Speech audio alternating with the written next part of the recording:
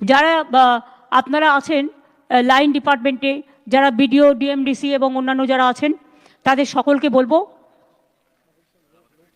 সতর্ক থেকে কাজগুলো করবেন।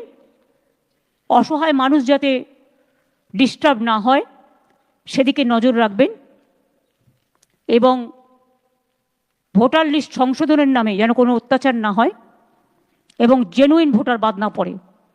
কারণ কেউ কেউ বলছে 1.5 কোটি বাদ দেবো, 2.5 কোটি বাদ দেবো, তাদের কি অধিকার আছে বলবার?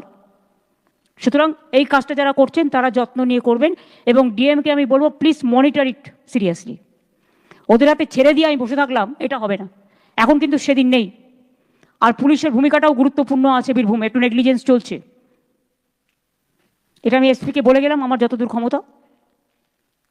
पश्चिम बंगाल में भी निर्वाचन आयोग 1 अगस्त से स्पेशल इंटेंसिव रिवीजन की प्रक्रिया शुरू करने जा रहा है, जिसको लेकर ममता बनर्जी बड़ी परेशान है। उन्होंने जिले के डीएम से लेकर नीचे तक के अधिकारियों को सचेत रहने को कहा है कि किसी भी वोटर का वोटर लिस्ट से नाम नहीं कटना चाहिए। उन्हें अपने वोट बैंक की चिंता सताने लगी है। इसको लेकर उन्होंने हर अधिकारी को एक तरह से धमकी दी है कि किसी का भी वोटर लिस्ट से नाम नहीं हटना चाहिए। अब ये निर्वाचन आयोग को सोचना है कि पश्चिम बंगाल में कैसे सही तरीके से स्पेशल इंटेंसिव रिवीजन कंडक्ट करवाया जाए, क्योंकि ममता बनर्जी के रहते पश्चिम बंगाल में ये काम आसानी से नहीं हो सकता।